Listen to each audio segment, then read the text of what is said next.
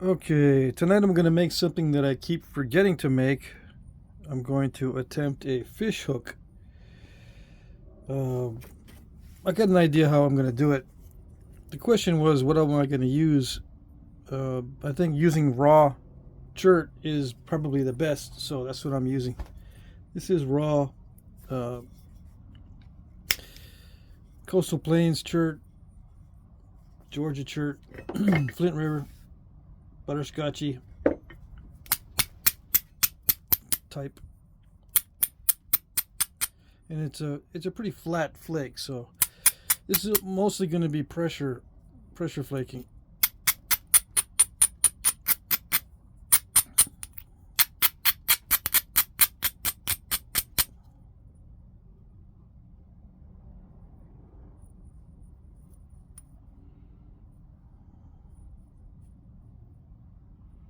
Okay, I'm going to do a little percussion on it. Still got a bunch of mass on it that needs to go away. All right, let's see.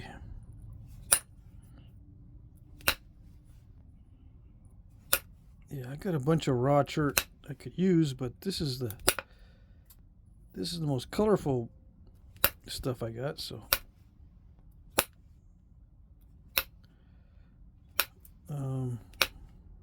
I have never fished with a stone fish hook. The only issue I see with it is the fishing line. What am I going to use for a fishing line? You know, primitive material. Now there's a bunch of fibers from plants that can be used, but I've found them all to become extremely weak when sitting in the water for more than 5 minutes.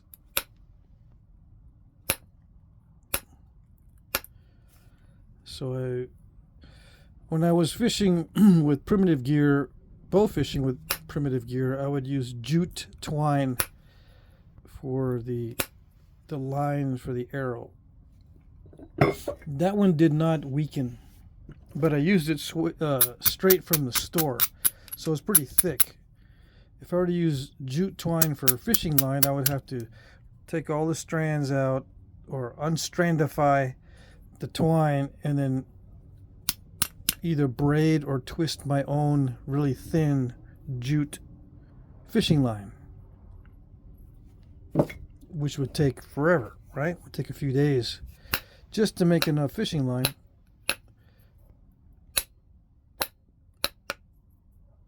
So it's one of those things you got to make in advance if you're thinking of surviving that way.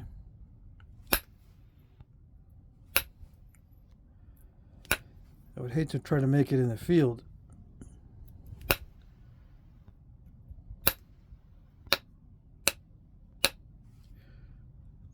Not when you can spend your time making a bow and a fishing arrow.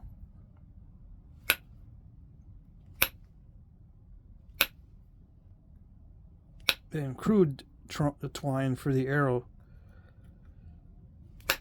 Not really delicate, fine, high quality fishing line.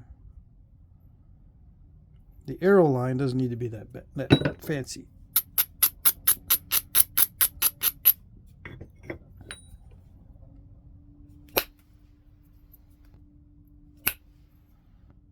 Now this is going to be translucent too, right? So that might help a little bit in the fishing department.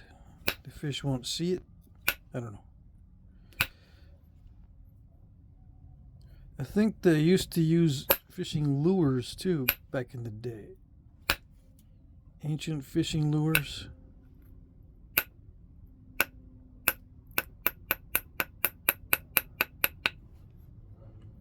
Yeah, I'm pretty sure I read that somewhere.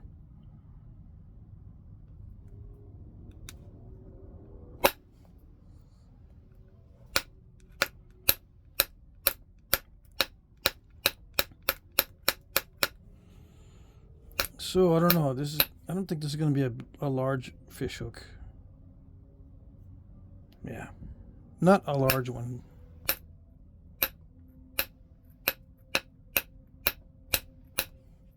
The problem is not breaking it.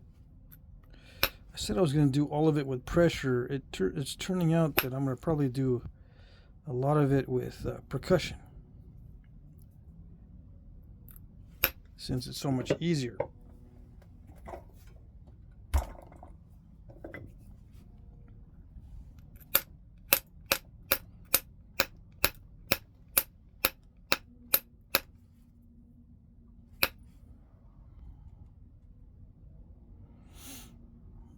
Now, fish hooks have a curve. They're not perfectly straight. They got a little tilt to the barbed end, right? So let's take advantage of that tilt and put a tilt in ours as well. I say ours because I'm not keeping it. I don't keep anything I make these days. Nope. Alright, the basic shape. I need to make this a lot more narrow.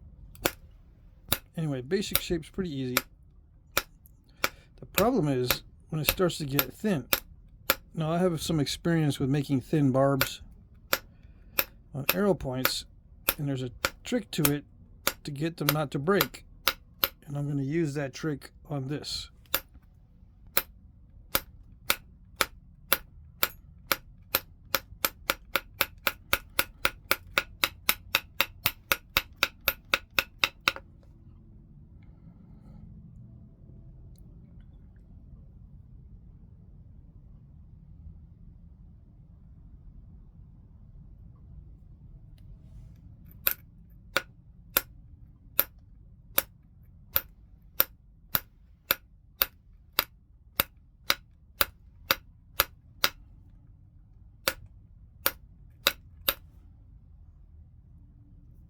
Yeah, when working with flakes, it's always very dicey because they can break in half easy. So I got to take off little by little. Take off a little bit at a time. No drastic hits.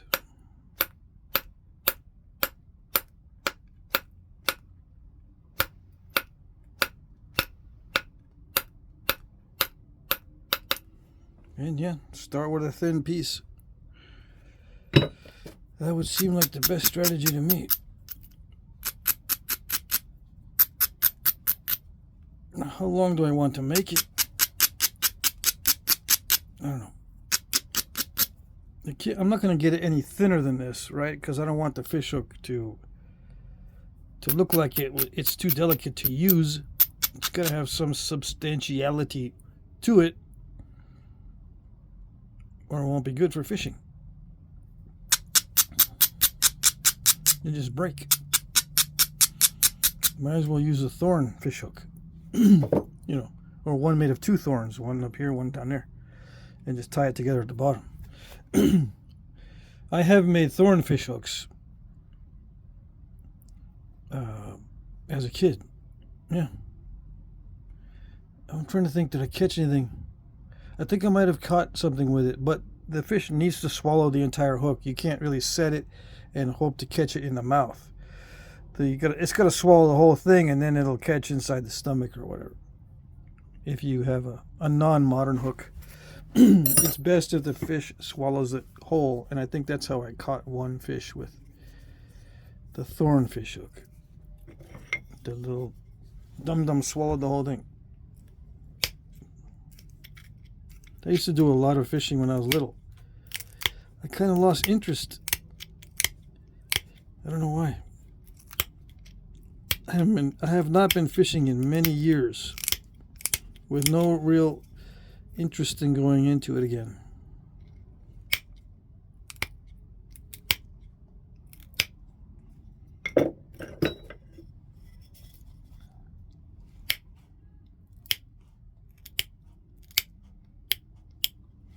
Yeah, it's just an Easy Stick little flat pressure flaker. I put a bend in it or something. What did I do? Earlier,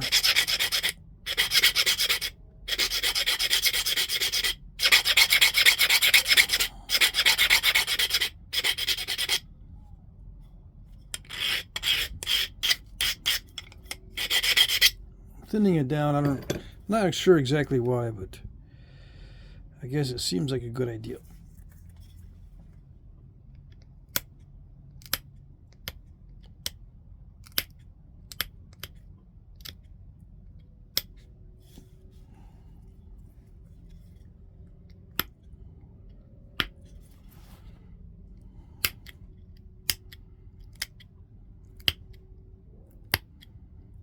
Come on.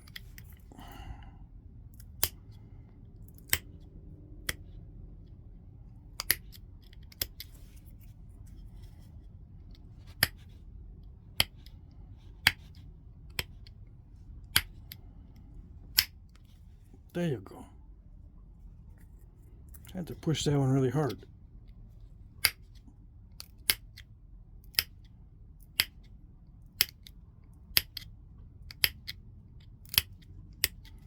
Can you see? Nope, cannot see.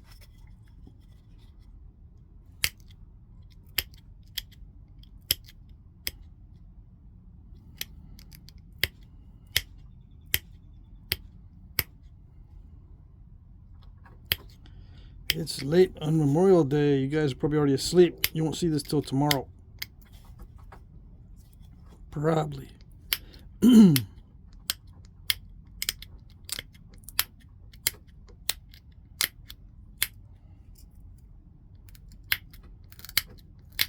Now, I have seen pictures of ancient fishhooks or old Native American, supposedly, fishhooks.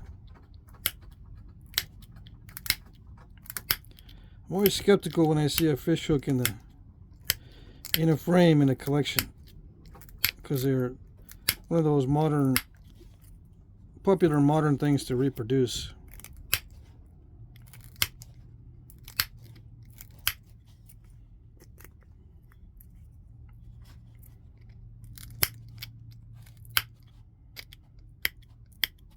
And I don't know if they're actually real reproductions. I have seen stone fish hooks that are supposedly artifacts, not in person, but on the internet. Right? I think Spiral Mounds might have some, or Cahokia Mounds, one of the two.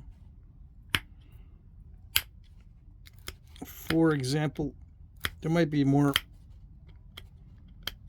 I don't need to work it down here right now. I just want to get this back of the hook consistent.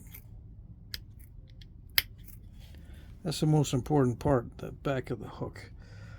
The hook part is difficult to make, but it's not as important as the strength of the actual back of the hook. Okay, so what am I going to do? Sit here and pressure flake the whole time, probably. No. Let's do some more percussion so it doesn't take forever.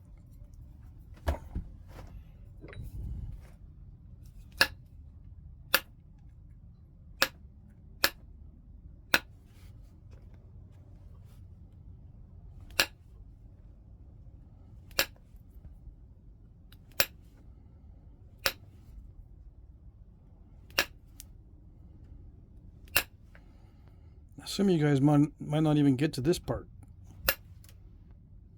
If you can't get to this part, if you're trying to make a fish hook, you got a long ways to go. Yeah.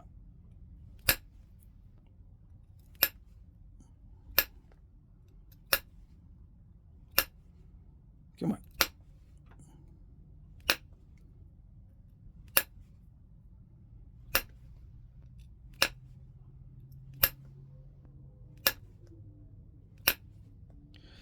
It's just a matter of slowly whittling it down. Oops. And not hitting it like that.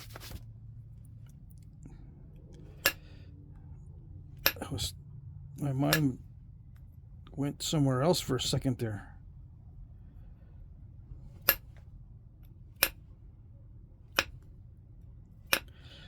Alright, so I got the basics. Yeah.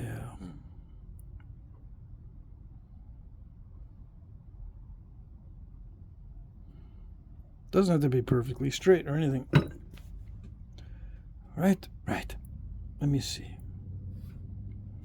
I misplaced all my abraders that had really skinny cross sections,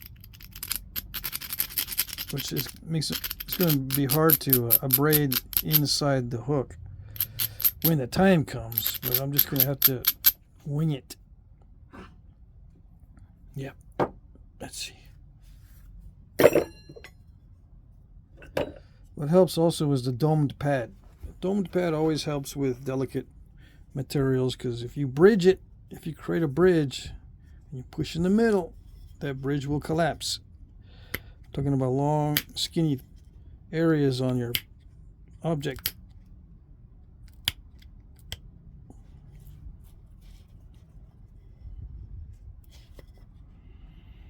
So it's pretty much just picking at it. Yeah. I'm finding myself spending a lot of time making stuff these days because everyone wants to see stuff that I have not made before. And whatever I've not made before usually is one of those things that requires a lot of slow, painstaking pressure flaking. I don't know why people want to see that, because it's just pretty straightforward. Just painstaking pressure flaking. No secrets. Just slow pressure. Oh no, nothing special.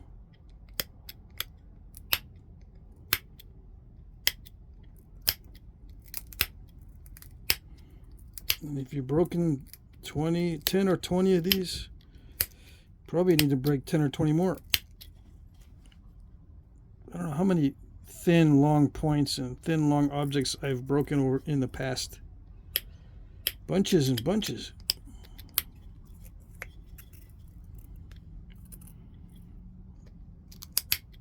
People just want to see it, though.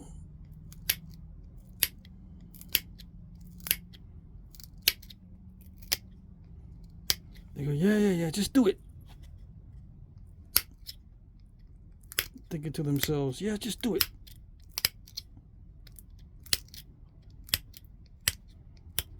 I want to see it. I already know how it's going to be made. I just want to see it. You know it's going to be made with long, slow, painstaking, persnickety pressure. You already know all that.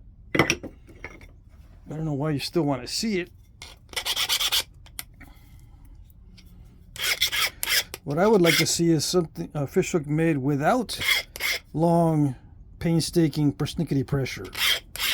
With, with back-breaking hours learning how to make small, delicate, long points.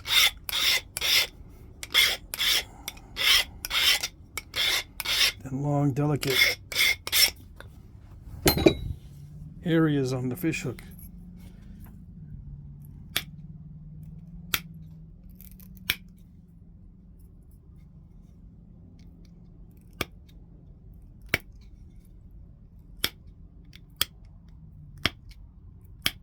The longer and more delicate, the longer it takes to make.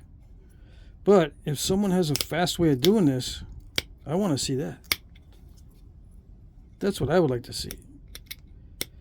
Because I'm kind of expedient in my thought processes, in my techniques. I really don't want to spend forever.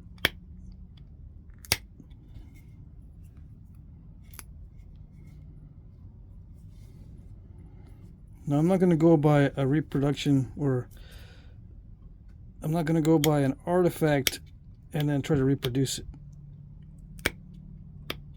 Okay, come on.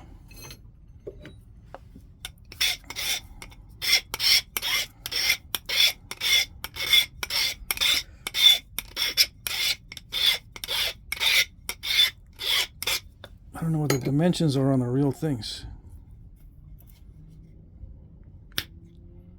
The thinner you make these and the more delicate you make these, the more you run into trouble, not only in making them, but in fishing with them. I don't see the advantage of fishing with one that's really delicate. I see an advantage to making one that's really, really small. But, you know, small and hefty, not small and delicate. This one's going to be relatively long because that's what people want to see. I can make a little tiny delicate one. I mean, a little tiny hefty one, not a big delicate one. A small hefty one is what I would actually use, because I'd be afraid this stuff will break, especially with a larger fish that would be more of a meal size fish instead of trying to catch a dozen little bitty fish. You know, try to catch a bottom feeder or something. Something that's substantial. Catfish or whatever. Big size. I'm not big, but you know, something that you could fill up on instead of having a couple teaspoons of meat per fish.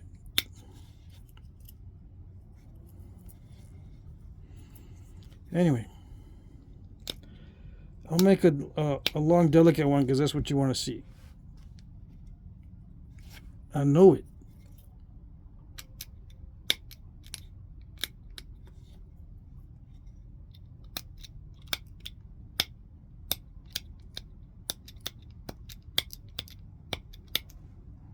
Can't see me doing this, huh?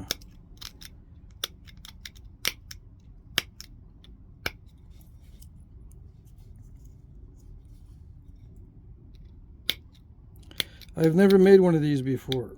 Not out of stone. I've made primitive fish hooks, but not out of stone. I didn't know how to flint knap when I was little. The only arrowheads I made of stone back in the day when I was little were made of slate, and they were ground down.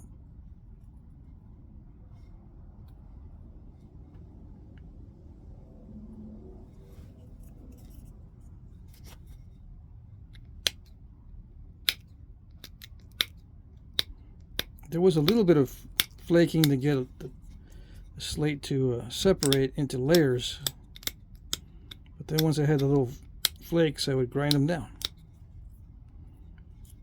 I saw it in a museum somewhere that the local Indians, because I grew up in New Hampshire, local Indians would grind down the slate. I saw some local arrowheads. They're pretty crude, so I said, I can make those. Easy peasy. That was about 9 or 10.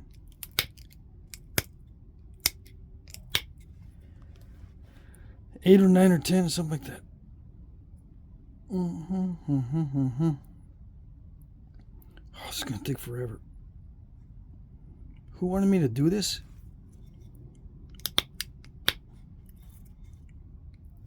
It's going to take forever. All it is pressure flaking.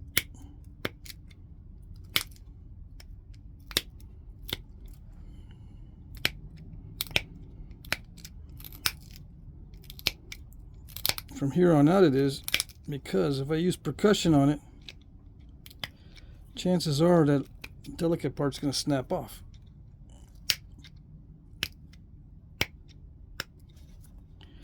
Okay, it's going to take even longer than I thought.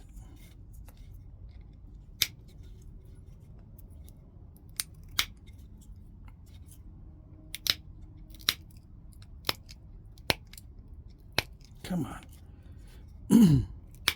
Don't make me flip it every time. It's going to make me flip it every time. That's what I get for using raw stone. Heat treat, you can cheat on it by pressing on areas that normally wouldn't flake on a raw piece. Yeah. No shortcuts with this. And with anything delicate that's made with pressure, you gotta be very consistent with it. Can't be all wonky. All right, here's where we get serious. This is the basic shape. All right.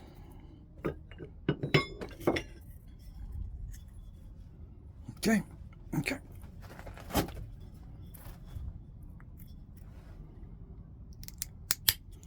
It's still too wide. I need to narrow it down. Yeah, it's way too wide. Okay.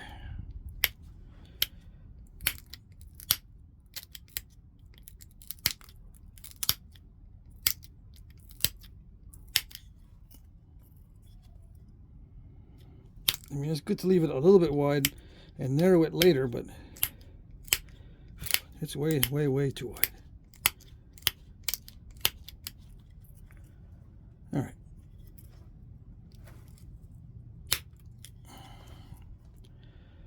Okay, so the hazard here is breaking off this long point, but it looks substantial enough that I'm not too worried about it.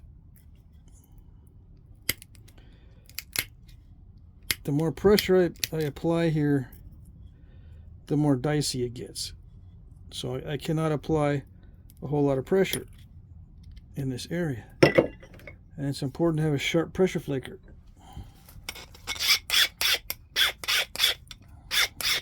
I'm using both the spatula and a point.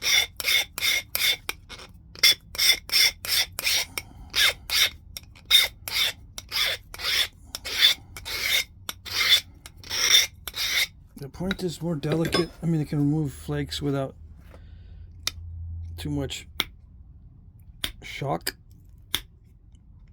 Yeah. A little point on the tip of the flaker can remove flakes without a lot of shock. It takes forever because you're just whittling it down, but there's not much shock involved. Come on.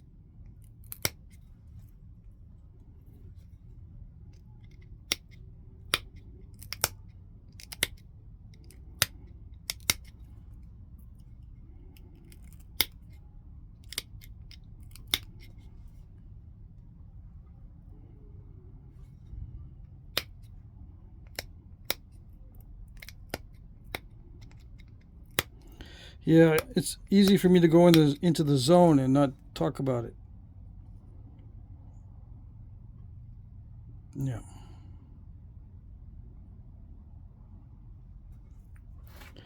I should have probably drew this out on paper before I started. To get an idea of the size, because this piece is still too big.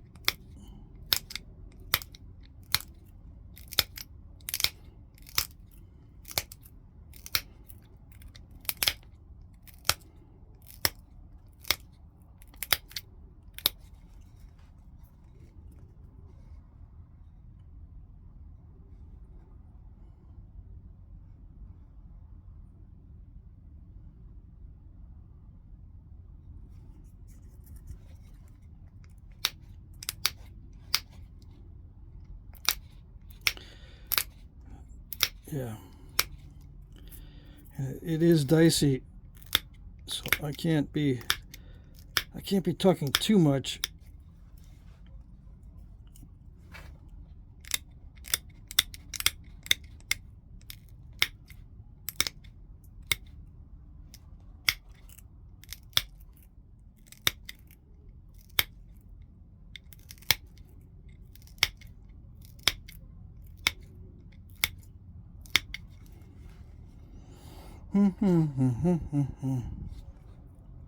Some of you might be saying, get to the hard part. This is the easy part.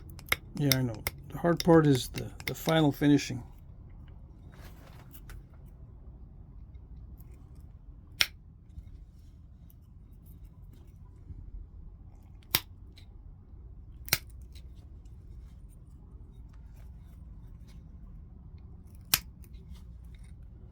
And it's helpful to know how to run long flakes with a little tip on the pressure flaker, which I don't know how to do really.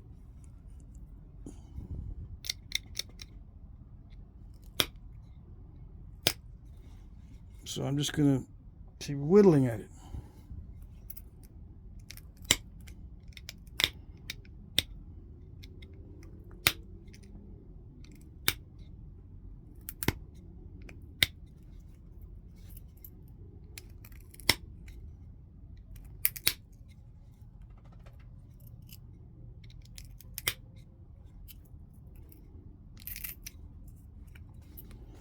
Okay.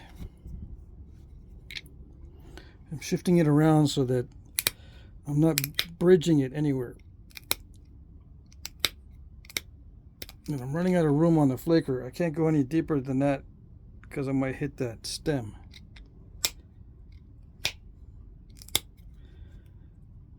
Yeah. I have got to be very careful about how I remove these flakes in the interior, because it can get very steppy. Okay, let's do this less spastically.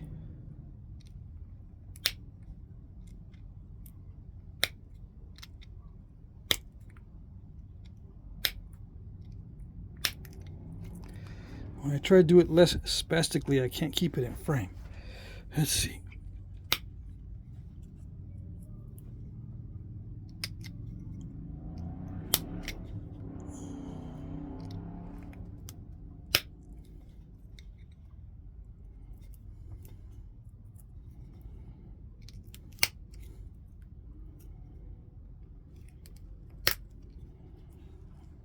I kind of messed it up with the step fracturing right there, but I think I can pop it out. I'm also bending this nail.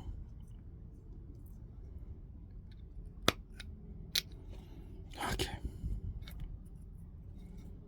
Let's try this spatula. No, spatula's too much pressure. Too much force.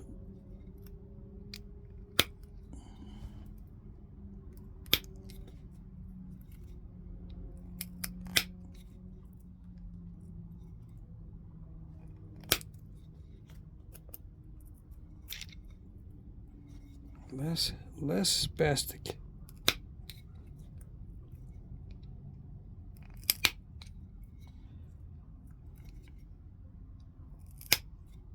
Come on.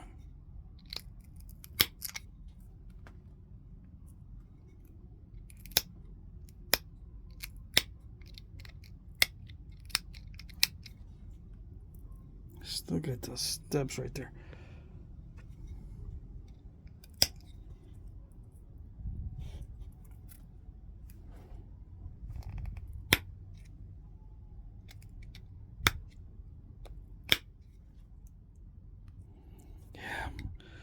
All right, let's get rid of some of those step fractures. Let's take a look at what we got so far. See, I'm not able to grind it in there. So what that does is that it makes it very hard to eliminate those step fractures.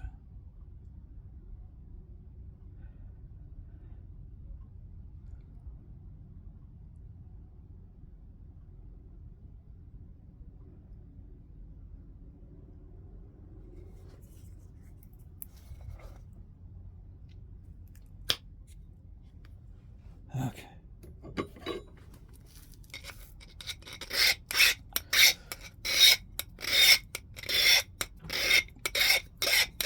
This isn't the hard part yet. Oh no. I keep thinking this is the hard part. This is not the hard part yet. You know, myself, I'm thinking this is hard. This is not the hard part yet.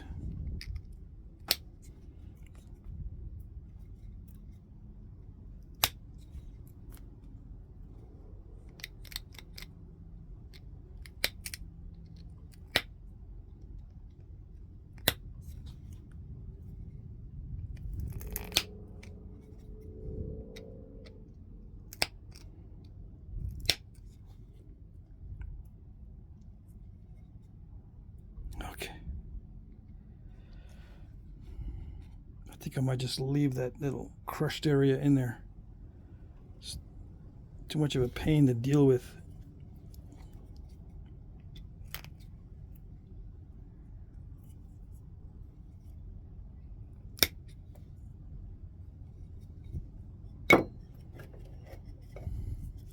There's a little step right there I want to get rid of.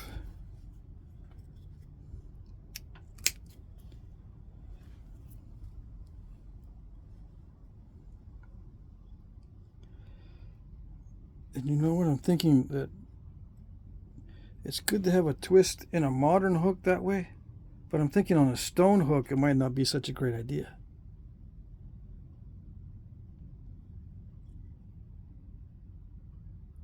Yeah, it might be stronger if it's just perfectly straight.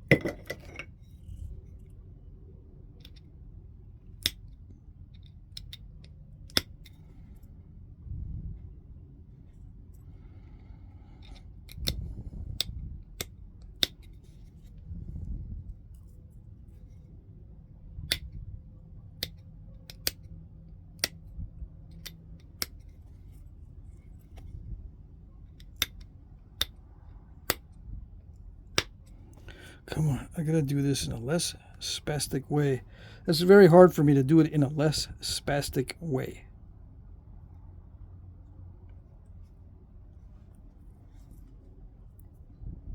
I want to get that stem just right before I start anywhere else, because if I don't, any weakness in the stem is gonna break it when it gets down to the hard part.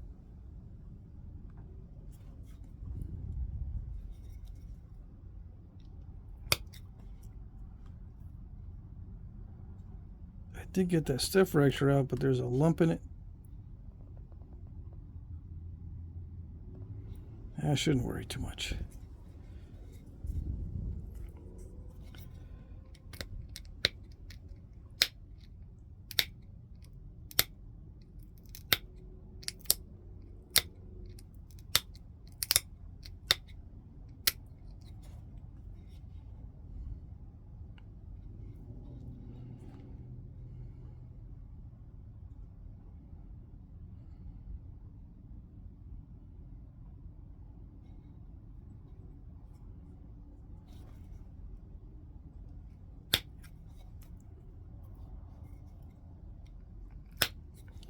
How did they make these back in the day, if they did make them? With lots of care and practice,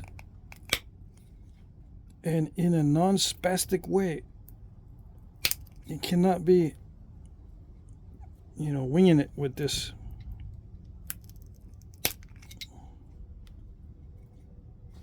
I'm trying to do it without step fracturing. It doesn't have to be perfect. It's gotta look good for the video. All right.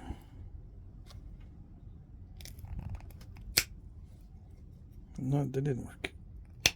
That didn't work. Come on. One of these got to work. You can't see it. I can't see either, so don't worry.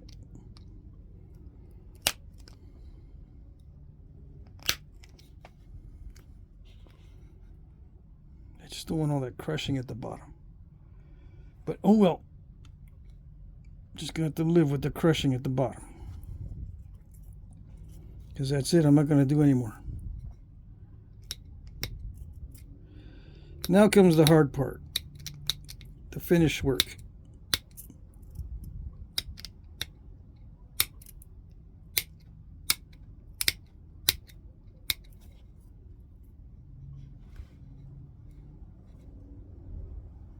There's a weakness in it right there. Alright, so if I get rid of the lump and then take care of the rest, I might be able to eliminate the weakness in that area. I don't know, it's pretty weak as it is. It shouldn't be this large. This is probably way too large to be an effective hook. I'm still waiting. I'm not done. I got a lot more to go. I'm going to reduce it in size, but just the overall dimensions right now are actually pretty large.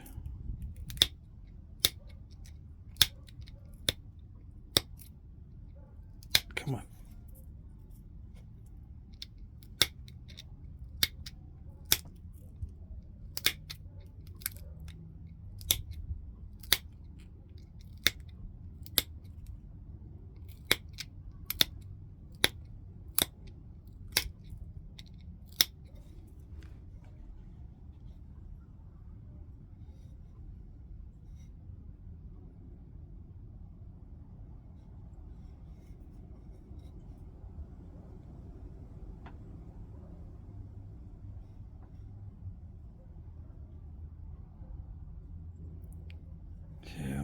I don't know what to do about that step area.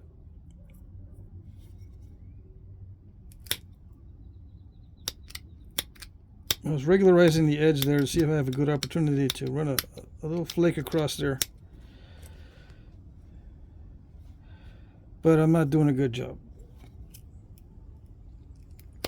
No, I'm not able to do anything with it.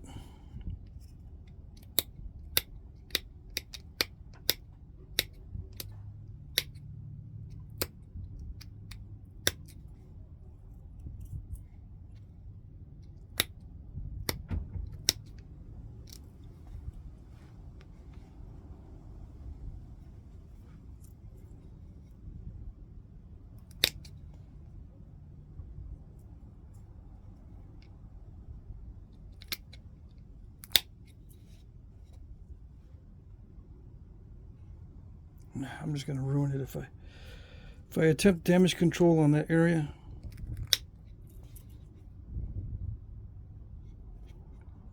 Yeah, I'm just going to ruin it.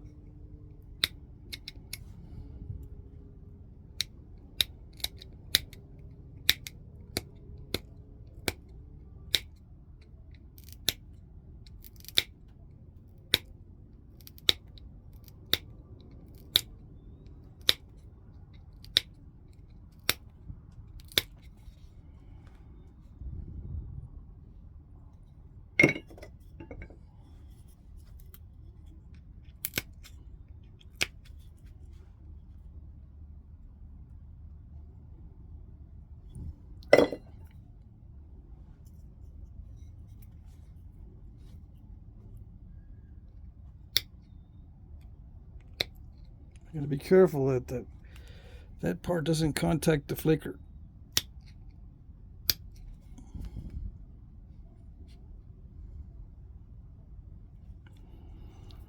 I don't know.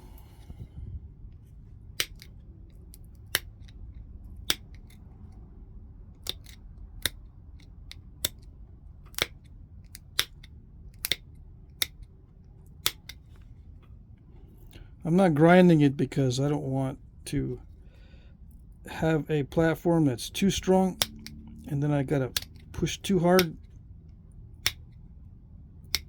I'd rather get a little bit of crushing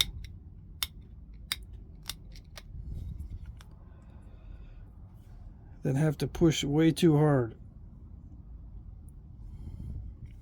All right.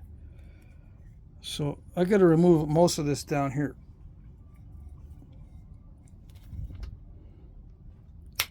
So this is going to be a slow process to remove this material down here.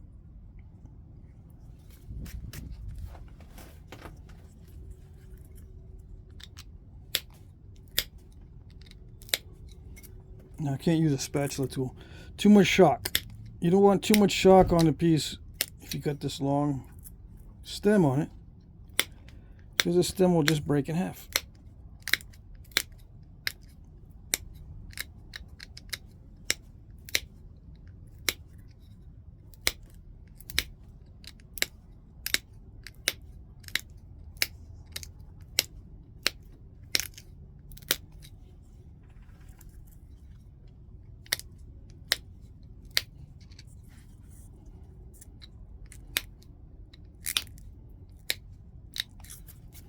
And when you're dealing with something delicate, the only thing you should be touching, the pad, is the part that you're actually knapping. You don't need support on anything else. If you do it right. Not too much shock. You know, keep the pressure flaker pointy. There's not much shock involved if you do it that way. Little bitty flakes.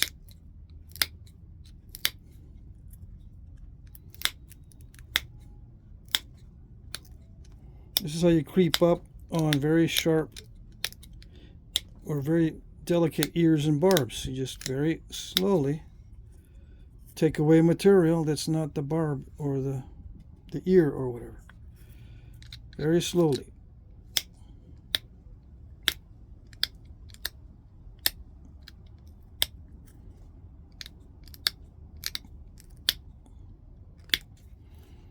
Now there's fancy Hawaiian fish hooks that someone wanted me to make or something like that. Those are going to take twice as long as this. This is just simple stuff. Well, actually, I did promise someone I'd make one of those fancy Hawaiian looking fish hooks or something like that.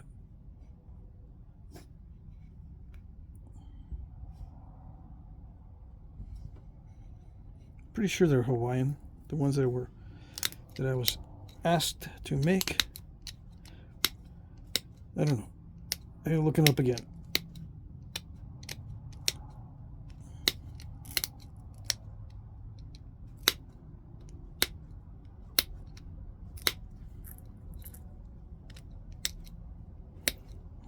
So what's the hard part? It's coming up, because the final finishing, the very final stage, is the hardest part. Why? Because any little mistake will break it. It's coming up. We're slowly creeping up on the hard part. It probably won't look very difficult because it's the same old. I'm just reducing it down little by little. But as it gets reduced down, it gets more and more dicey.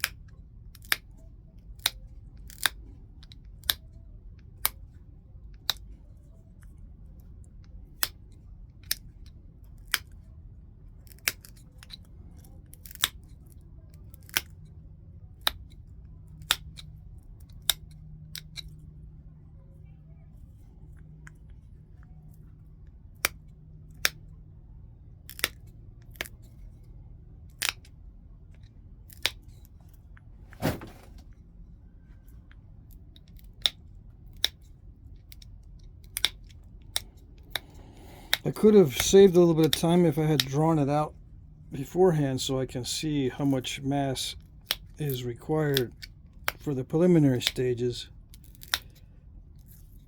I probably would have drawn it out to be like this, and then I start the painstaking process of reducing it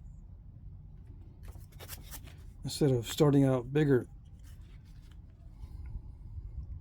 Yeah, if I had drawn it out, I probably would have started that big and then right now start reducing it.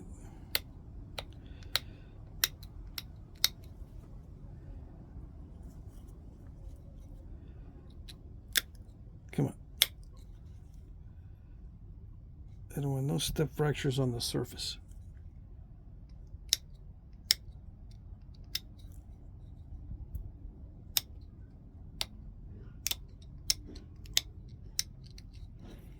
Now, should I put a barb on the barb? No.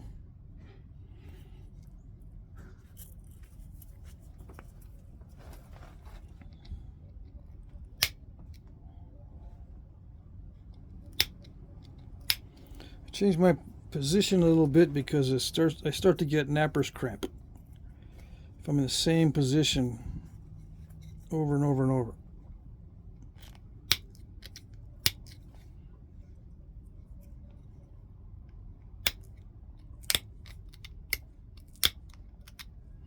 Now that's barely touching my fingers back there. The weakest part is right here below that step fracture. See, if I didn't have that lump there, I wouldn't feel so bad about this weak area. But for some reason, I removed a lot of material there that I didn't want to remove during the earlier stages. The next one that I make is going to have a more consistent stem and not have that lump. It should have been more substantial right there. That's the weak spot in this one, and it could snap there if I am not careful about where it's touching the pad. Okay.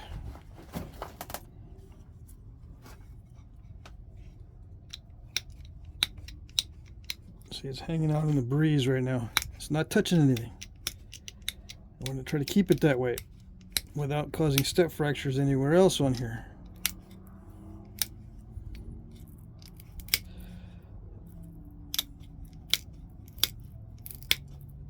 Now this is the weakest part of the hook, right? The curve in here and the stem right there. So that should be the thickest part of the hook.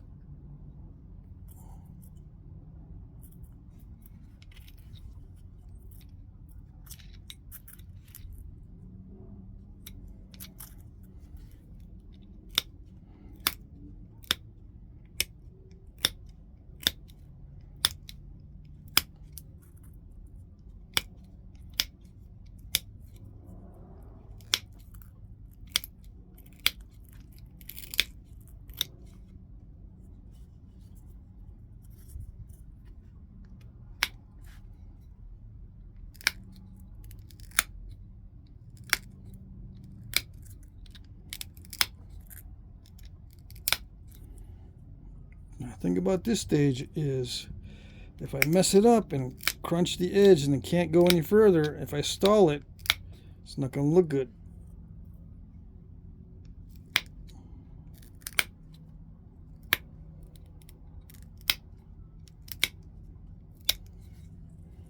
You know, if I create a big old step fracture on the side here and I can't continue the flaking without a lot of pressure,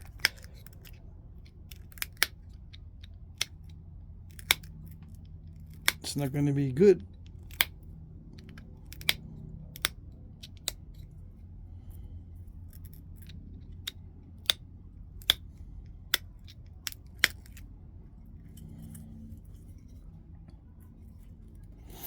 Okay.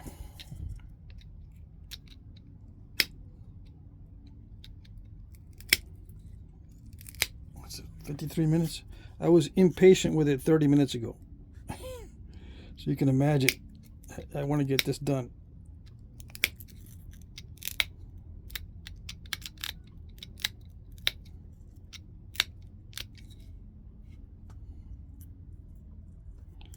It doesn't have to go much further.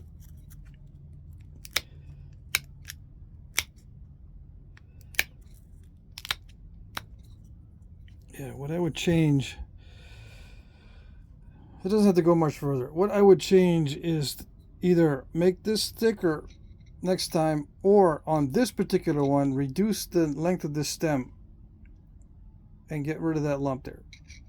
And then probably cut it down to this size. Right there. Cut it down to that size. Thin it right here until I get to that lump so that it's a consistent taper, instead of having that big long stem, because that's a weak spot right there. You can't have that weak spot.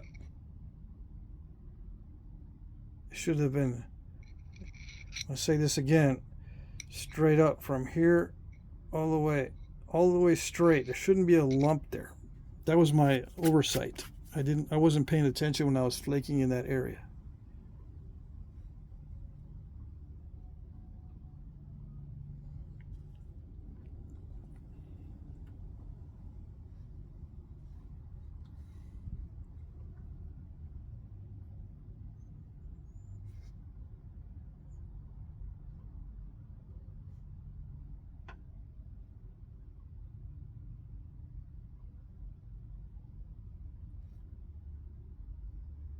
Yeah.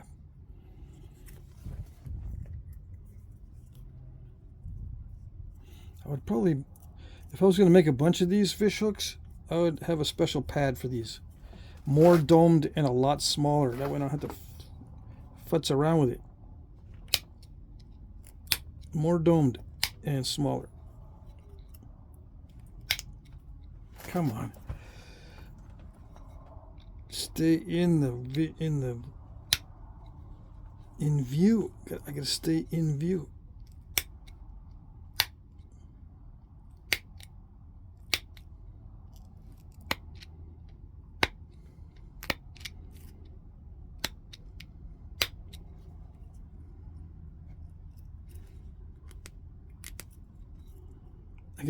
I gotta nap like I'm in someone else's lap because this is way far out from what I'm used to.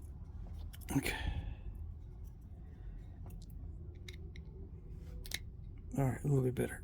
Let's see. Can I get closer? All right.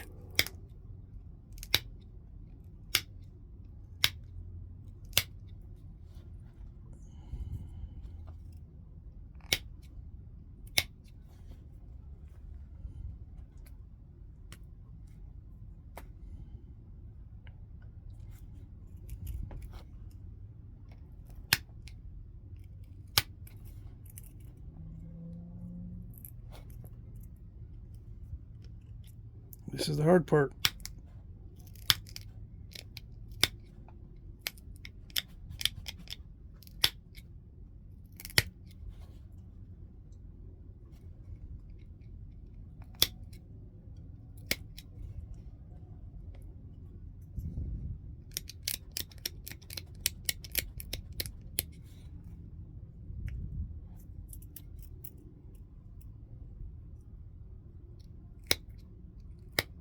Come on. Yeah. It sounded good.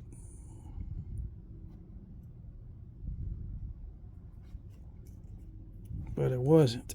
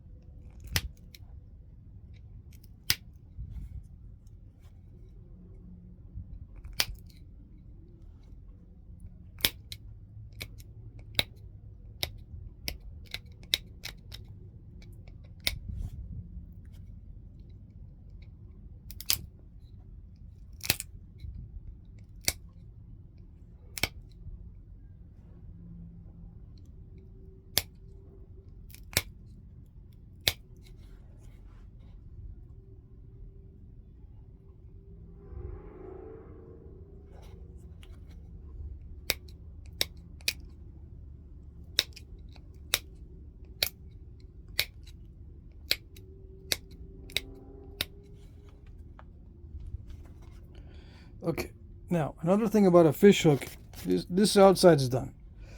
Another thing about a fish hook is it cannot be sharp inside this area here because it'll just cut its way through the mouth or through whatever it's attached to.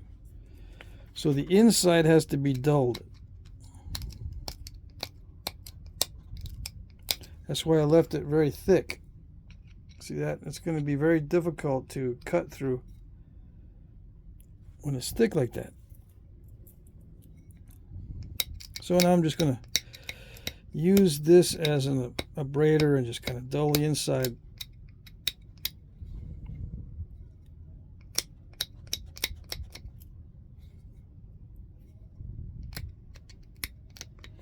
But yeah, I wouldn't use it as is because of that weak spot there. I would cut it down and use it as a smaller hook. But there it is. That's the, yeah, for a first attempt, That's what I would do. And I made this the strongest part because this is the part that breaks. But, you know, if you catch something with it, and if this part is strong enough here, where's the next weakest part? It's this stem. The stem is actually pretty long. But a lot of you guys want to see if it can be done. Yeah, it can be done. Alright. It'd be best to get in there with a braider and abrade the inside of that. But I can't get it to fit. Can use a flake. Yeah, I can use a flake.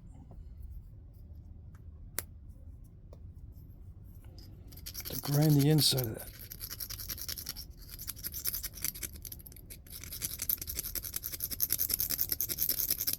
Anything on the inside needs to be dull.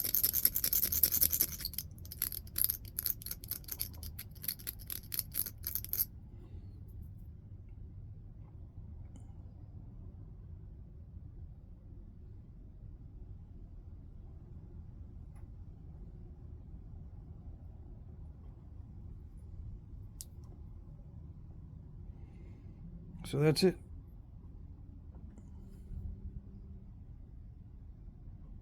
It's pretty big. But with a, you know, if you're catching a larger size fish, you just put a big lump of bait on there. It's got a little bulbous area here so the string won't come out. You know, you wrap it underneath that little bulb. And you abrade that too.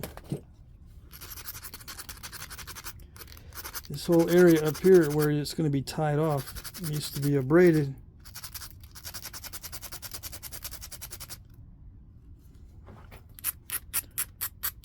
All of this well abraded. And might as well do the whole stem. It strengthens it to be abraded. Now, you know, I guess I could put a little barb on the inside there. But, you know, stone is delicate. It doesn't really matter. But I can try on the next one. I could put a barb on the inside. On the next one. But then it'll require some vertical punch work, probably.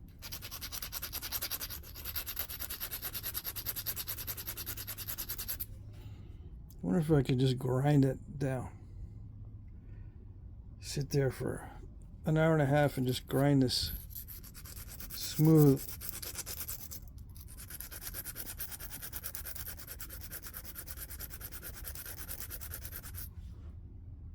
So there's no lump there.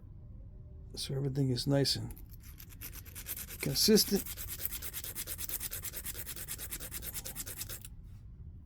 Yeah.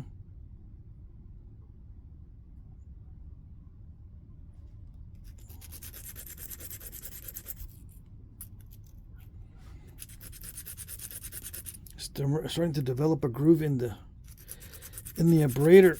I wonder if they were grinding fish hooks with the abrading stones that have little grooves in them. I wonder. Is it even possible? Probably not possible, right? That they were grinding fish hooks with that stuff? Nah.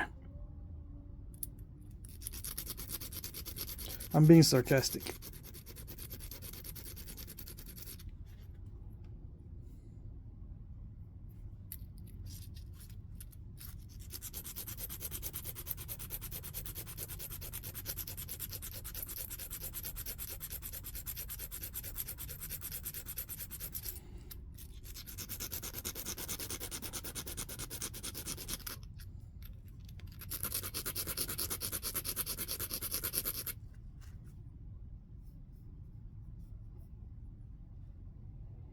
Yeah. So if you wanted to, you could just grind down this stem.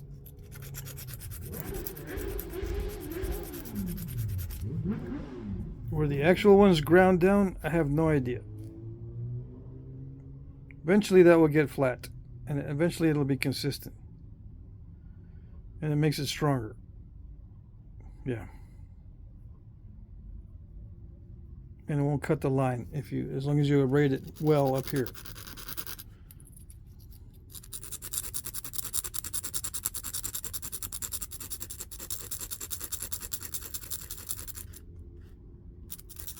talking like I made these before. This is the first one I've made. But I've fished a lot, so I know that anything on the inside of that hook can cut its way out. It can force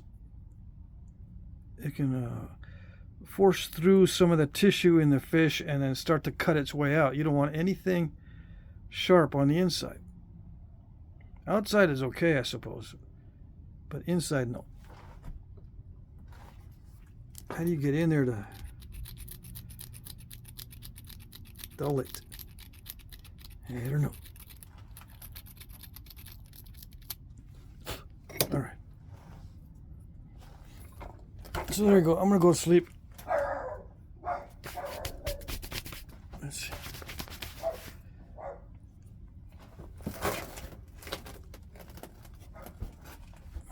No, that's not a good background. Okay, there you go. What's the size of it? It's a little over 1.5 inches. Yeah, 40 millimeters by 15.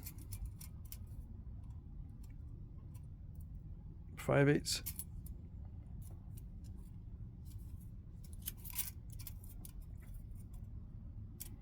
Inch and a little over 1.5 inches. Yeah. 1 9/16 inches or something like that. Nice and dull, although it could be duller.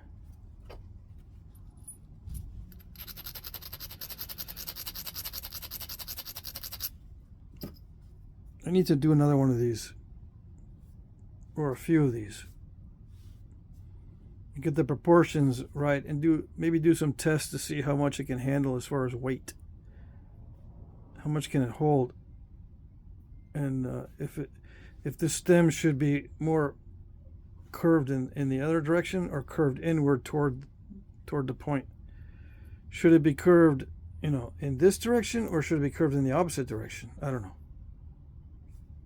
I think it should be curved in this direction. That way it forces the barb to do that. Yeah. And on the next one, I'll put a little barb on the inside. Okay. There you go.